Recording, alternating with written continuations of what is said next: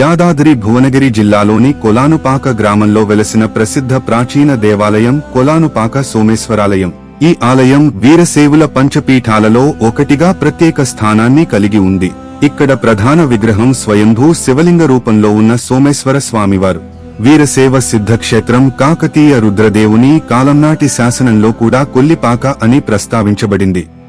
ఈ సోమేశ్వర లింగం పంచపీఠాలలో మొదటిదిగా వీరశైవులు పూజించారు. 1 సోమేశ్వర స్వామి కొలనుపాక, 2 సిద్ధేశ్వర స్వామి ఉజ్జయిని, 3 భీమనాథ స్వామి కేదారనాథ్, 4 మల్లికార్జున స్వామి శ్రీశైలం, 5 విశ్వేశ్వర స్వామి కాశీ. శైవమత స్థాపకుడుగా పూజింపబడుచున్న శ్రీ రేణుకాచార్య ఇక్కడే లింగోద్భవం పొంది 1000 సంవత్సరాలు భూమండలం మీద శైవ మత ప్రచారము చేసి మళ్లీ ఇక్కడే లింగైక్యం పొందినట్టు సిద్ధాంత శిఖామణి అనే గ్రంథంలో వ్రాయబడి ఉందని స్థలపురాణం. దేవాలయ ఆవరణ నిండా ఎన్నో శిథిలమైన శాసనాలు, ఛిద్రమైన విగ్రహాలు మనకు కనిపిస్తాయి. శివరాత్రి, కార్తీక దీపం పండగలు మహావైభవంగా జరుగుతాయి.